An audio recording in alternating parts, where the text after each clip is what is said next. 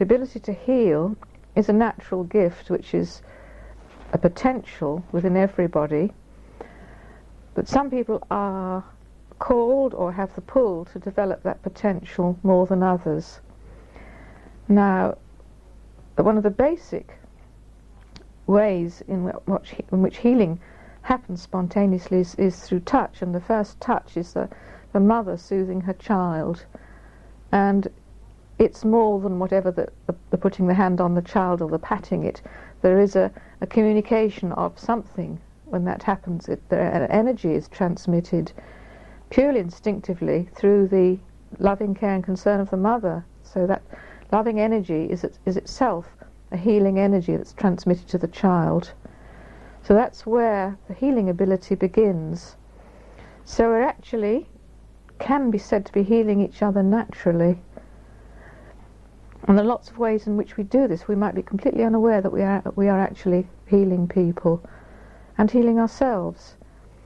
So ways in which we heal people are through kindly words, and it's as much the inner compassion which brings a particular tonal quality of voice, brings a healing vibration in the voice. So it's not only the words that are said, it's the vibrational, literally the vibrational quality emitted by the person's voice that brings a healing energy with those words that can bring inner peace or whatever it might be, or conveys the compassion.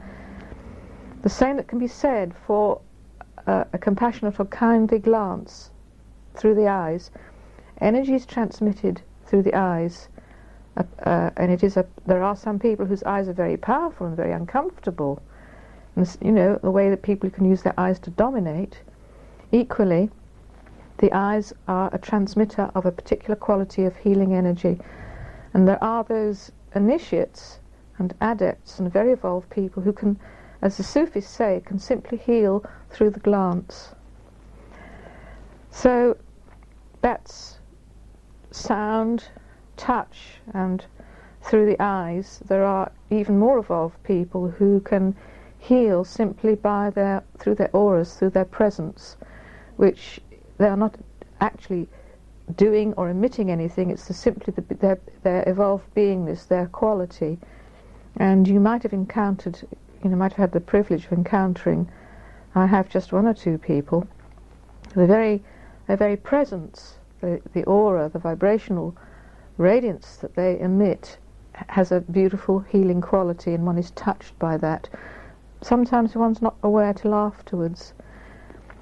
Sometimes there are people and you leave them and you feel either tremendously at peace or very much happier. Somehow your stresses and anxieties have been dispelled while you're in the presence of that person. And there's the reverse. There are people who drain our energy. So we then go from that way in which healing occurs naturally about us to developing healing skills, or evolving that direct healing ability. Now again, what pathway does it take for us? Because each individual has a different way of channeling healing energy.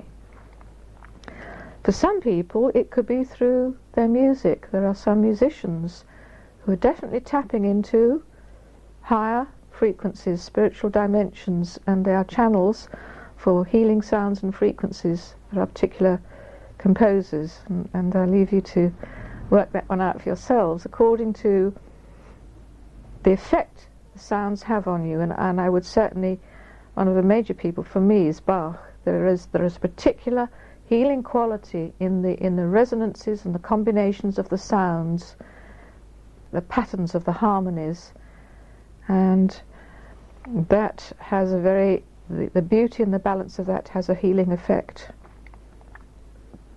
Energy is transmitted in many ways through music, and that also can be healing. It's not always the pacifying effect. It can be the energizing effect. It's no accident that in the Orient, of course, they use bells and gongs, and you've probably all heard of the Tibetan bowls, which are rung by moving a very hard piece of wood, a stick, round the outer rim, and these extraordinary harmonics and overtones are produced. Equally, then we go on to chanting, and there are Tibetan monks who are learn overtone chanting, and these harmonics have an effect on consciousness, have an effect on the chakras, bringing clarity and awakening. Sound also is used. We've all heard of ultrasound, and again I think it's a way forward that there is a lot of research being done on the effects of sound at cellular level. The understanding is that dis-ease, disharmony, begins right at particle level. In other words, the basic fundamental particle is for some reason not doing its harmonious little dance, for whatever reason, and that use of sound and vibration can bring it back into order, into beautiful patterning. So what eventually becomes dis-ease can be reversed at cellular level. So that's another whole area of how sound and vibration can heal, absolutely at fundamental root level. We can tap into the healing energies of the natural world through entering a dialogue with the plant kingdom and the mineral kingdom. There are particular trees that emit a healing atmosphere. This is known both by the Chinese and by the Native American people, certainly to my knowledge, and I'm sure that there are many other peoples who live a more tuned-in, natural way of life, who have this knowledge about the healing properties of trees. And plants, of course. I mean, we use plants, the herbal vibrational frequencies of plants, which we ingest in the form of herbal remedies. And again, there are, that I know of and have met, there are native people who speak to the spirit of the plant, and then they're informed as to the particular remedial qualities of each plant. So, and the mineral kingdom we can go to, and that's the area of stones and crystals. So again, we have to mention this idea of vibration, vibrational frequency. So it seems that we can dialogue again with the inherent energy quality within the crystal, the essence of the crystal beings, as I like to call them, and they have an affinity with man because there is so much of us that is crystalline in substance within our physical form. So there's another way of healing, another way of interacting with our environment. For most people, the contact of the hands is considered the way of healing or spiritual healing, and which may or may not include contact on the body or around the body. What happened to me was that, this was sort of, I think, mid-30s, I very much didn't want to be involved with any kind of healing because my family was totally involved in healing, my father being an osteopath and my mother a naturopath, and it was me not wanting to follow the family footsteps. I don't want to have to do what they're doing. It was almost a kind of horror that I'd be caught by this vocation, and I went as far away from it as I could by ending up being a fashion designer. However, without realizing it, I think the use of my hands in the fabric and the colour and the precise work that I was doing and the concentration that was needed and the awareness of texture and all these other things, and especially the art school training I had, without realizing I was being given a training in the use of perception, not in the way that I realized it was going to take me, but definitely it was a training in perceiving the world about me, discrimination of colour, light, form, texture, and the waking up of my hands, because my hands were used to working and feeling and sensing and doing fine work. So I didn't realise till many years later that that's what was part of what was my unfoldment in that way. And I found to my astonishment that a certain amount of heat and energy would come out of my hands, and as if my hands sort of knew what to do, and I would at that stage just massage actually and press a few places, And I was astonished to find that whoever I was doing it for would also report that they were actually feeling something. They could feel tingling or energy moving or heat or something like that. And that also surprised me very much. And I began to think, well, I don't quite know what's going on here. And I found it interesting, surprising, slightly satisfying in a way, but also a little bit awesome, like, goodness, what's going on here? Where's this going to take me? And it was as if here's something happening that I wasn't prepared to deal with. It was like, this is too much. I don't know what to do with this. So in the phrase that we use, I put it on the back burner for a number of years. But all I can say is it got me in the end. So this doesn't come without a bit of waking up. I mean, the whole inner training that you go through is, as you were saying, waking up. I'm a bit uncomfortable with the word psychic, so I say the subtle senses. It's the normal senses that we have of sight and touch and listening and so on, but it's developing those to a higher degree of perception. It's waking up those senses so that we stretch them into other levels. So basically what's called psychic senses or spiritual abilities, in my belief system, it's nothing other. It's nothing in a kind of capsule out of the ordinary. I think we all have this ability, and it's just a question of training ourselves and stretching ourselves. So it's like a muscle that needs awakening and needs practice. So along with the, if you like, the practical waking up of the touch and the perception of what's happening within the body, one also needs to with that waking up also comes much more awareness of what's happening within the energy field around the body. It's possible to read the being behind the words and behind the stated symptoms. So you gradually develop an ability to perceive the underlying disharmony or disturbance within either the psyche, physical, mental or emotional body, and possibly spiritual, because we do suffer from soul sickness sometimes. So within the auric field I will tend to have perceptions of the life force, and let's say a depressive carries a kind of greyness round them which is rather dank and heavy and sad, and I just get a sort of impression of that heavy greyness, where somebody who is what I call hyper, sort of an over-the-top, wired-up kind of person, you get a sensation of kind of, if you could draw it, you'd have jiggly-jaggly lines coming out of them all the way around. You get a sensation of this sort of jagged, prickly, sort of jumpy energy field around them. So the only recommendation I can have for becoming a healer, if you find that impulse within yourself, is simply to do it. To get over this sort of who am I, or what me, or I'm not trained in this, or by what right have I to do this, or I'm not good enough to do this. If that energy is moving within you and there is something of that calling within you, overcome the inhibitions which says you're not good enough, and just quietly meet the need. If there's a need there, if it's called for, offer and do what you can.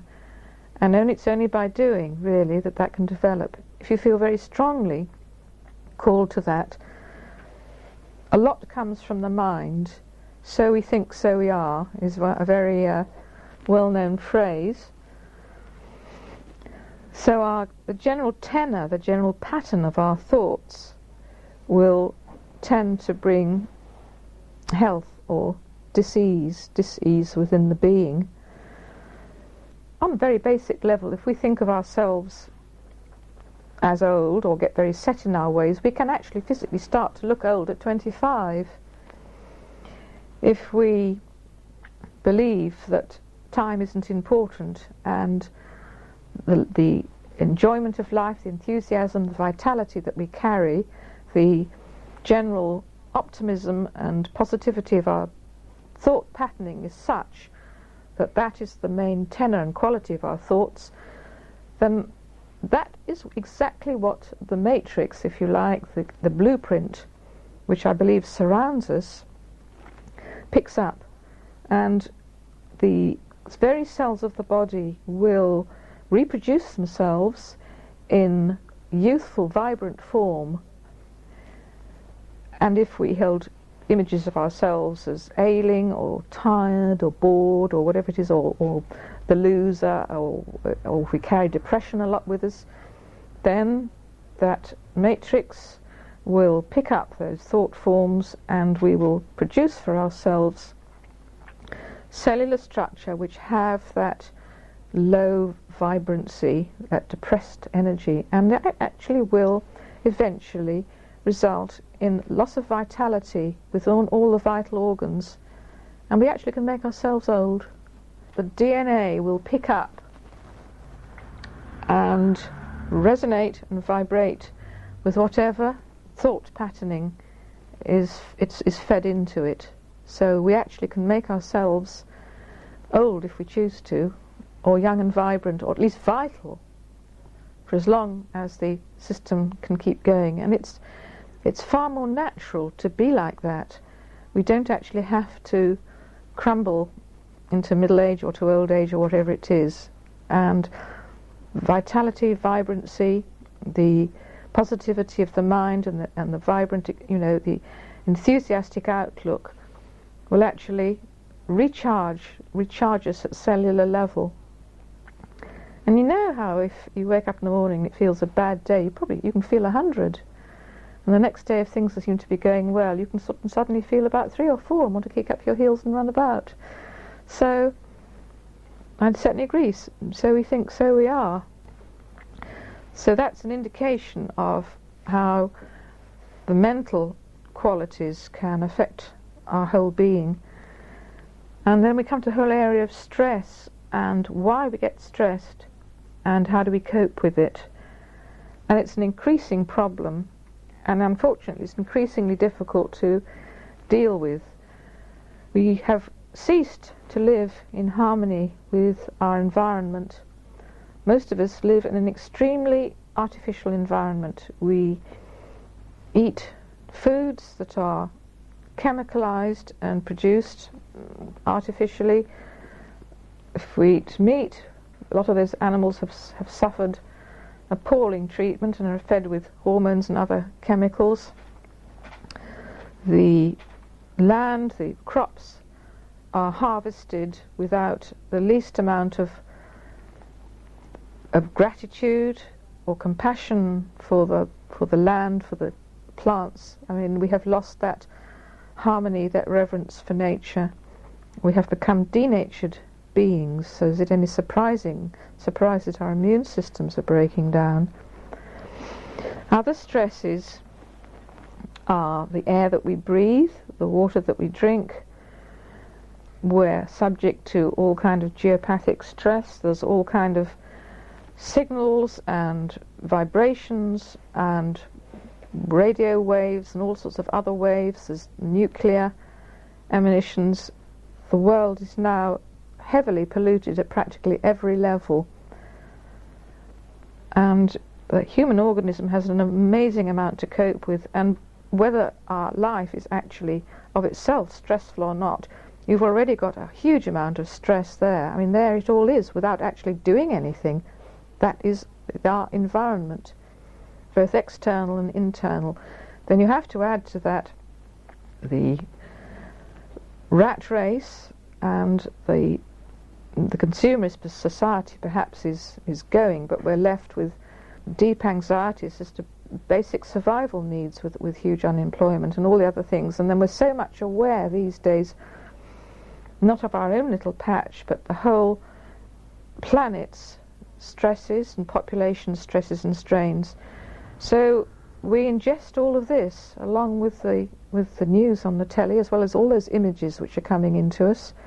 We're taking into the mind, we're taking into the psyche all these stressful, negative images, 99% of which we can't do a thing about as little individuals, and we're left with the angst and the pain of the whole planetary situation.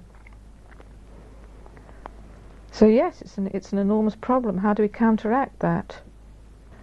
My view is that to remember that we are a microcosm of the macrocosm.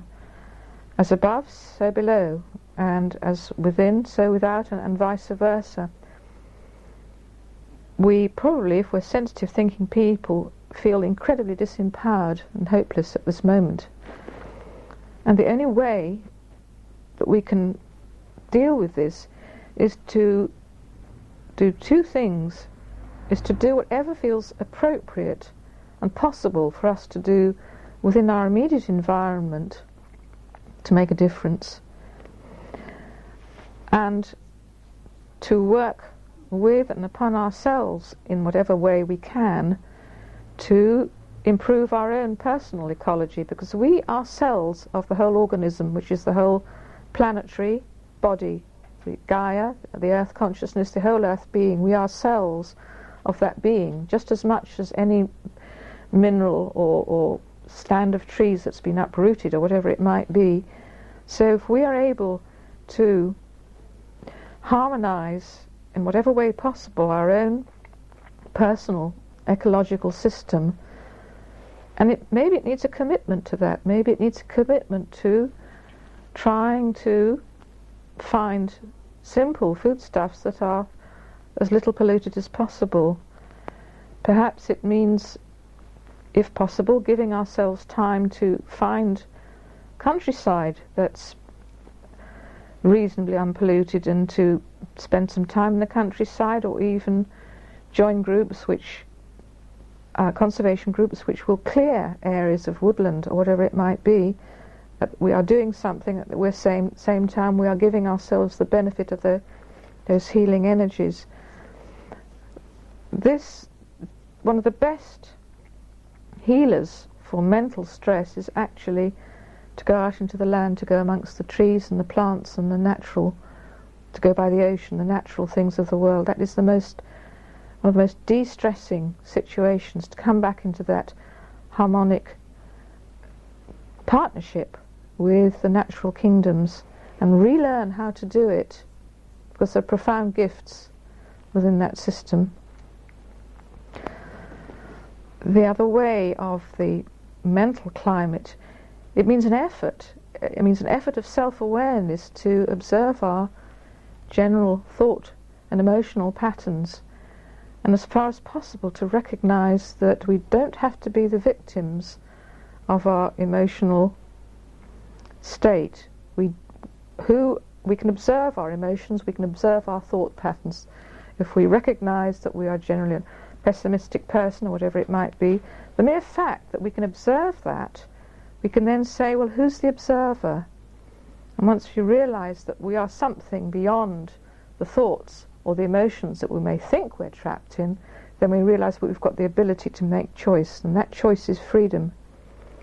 So it's very hard to realize that if we're in the midst of emotional turmoil or mental emotional stress, but fundamentally we do have the ability to choose to either clear that, acknowledge what we're feeling and clear that out by some expressive form, of which there are many, or else just deliberately to step away from that thought, feeling. It's like if we're a person that tends to have, if we're obsessive worrier, for instance, and there's always a worry record going round and round, and if somebody takes the worry away, well, we look around, first of all, we're so uncomfortable, we look for another worry to replace the one that's been dispelled.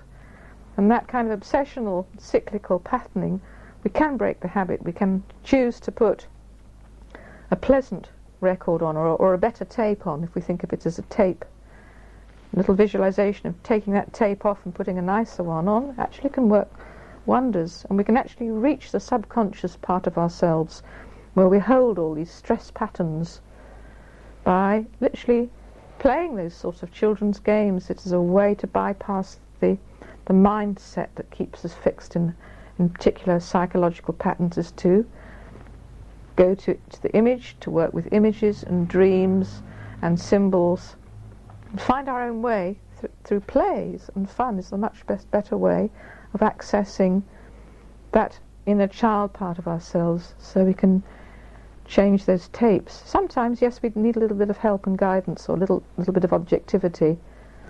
And the same thing with the feeling level. it doesn't help any of us to bottle up our feelings or to pretend that we're not feeling what we really are. So it's a question of owning our feelings. Not that we should all go around roaring our heads off at everybody, but it's good to not to pretend to ourselves, because that's tremendously stressful. If we put the lid, and perhaps we're dreadfully anxious and upset about something, and we go around pretending we're not really. So there's lots of ways of combating stress on those levels. There are good physical, well-known and well-tried and tested ways of working with stress, which will very subtly, gently undo all those knots and tensions. And yoga is one of the best ways that I know, and you can do it to release physical knots and stresses and tensions. And if one's faithful in your practice, you realize that gradually it's undoing all sorts of other knots as well. You start feeling calmer and more peaceful, and you get a more balanced view of life.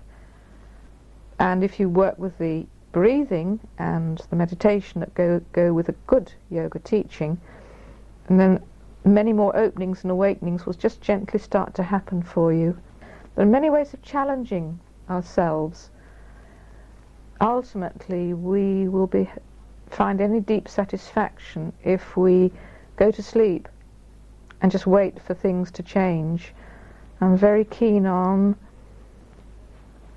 not being in control in a kind of heavy kind of way, but taking self-responsibility and making changes and moving ourselves and getting out of any kind of stuckness that we might get into. So life really should be an adventure. And I think it's good to remember that it's good to live every single moment until you die. And that means, living it to the full, really, 100% present every moment, even if it's painful, 100% present with it. If one asks for a teacher with real sincerity, I'm totally convinced, and I have experienced, that a teacher will appear at the right moment, either in the form of a book, an experience, a meeting with somebody, or a teacher who is a teacher, if one has the ability and the opportunity to spend time with a teacher of some form.